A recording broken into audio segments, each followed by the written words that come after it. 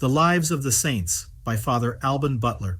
December 10th, Saint Eulalia of Merida. Prudentius has celebrated the triumph of this holy virgin who was a native of Merida, then the capital city of Lusitania in Spain, now a declining town in Estremadura, the archiepiscopal dignity having been translated to Compostela. Eulalia, descended from one of the best families in Spain, was educated in the Christian religion and in sentiments of perfect piety.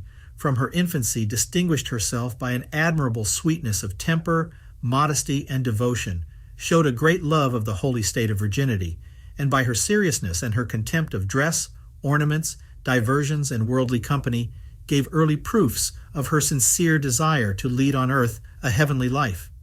Her heart was raised above the world before she was thought capable of knowing it, so that its amusements, which usually fill the minds of young persons, had no charms for her, and every day of her life made an addition to her virtues.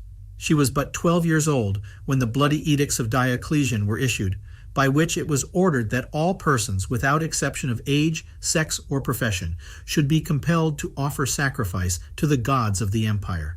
Eulalia, young as she was, took the publication of this order for the signal of battle, but her mother, observing her impatient ardor for martyrdom, carried her into the country. The saint found means to make her escape by night, and after much fatigue arrived at Merida before break of day.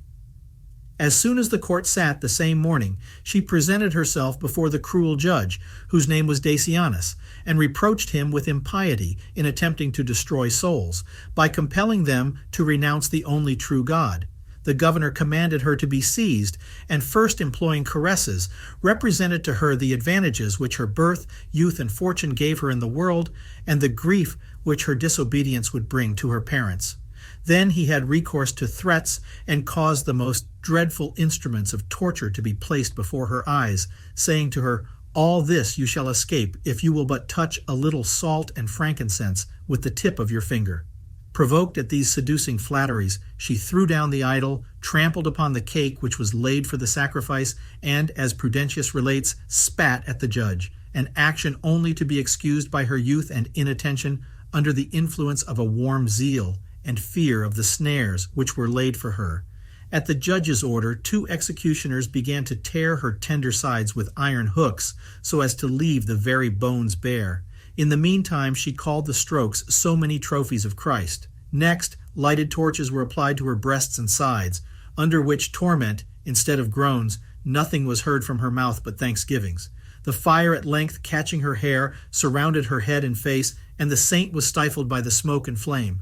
Prudentius tells us that a white dove seemed to come out of her mouth and to wing its way upward when the holy martyr expired, at which prodigy the executioners were so much terrified that they fled and left the body. A great snow that fell covered it and the whole forum where it lay, which circumstance shows that the holy martyr suffered in winter. The treasure of her relics was carefully entombed by the Christians near the place of her martyrdom. Afterwards, a stately church was erected on the spot, and the relics were covered by the altar which was raised over them. Before Prudentius wrote his hymn on the holy martyr, in the 4th century, he assures us that pilgrims came to venerate her bones, and that she near the throne of God beholds them, and being made propitious by hymns, protects her clients. Her relics are kept with great veneration at Oviedo, where she is honored as patroness. The Roman Martyrology mentions her name on the 10th of December. Another S. Saint Eulalia at Barcelona is mentioned by Edo, Usual, etc., but we have no authentic acts of her martyrdom.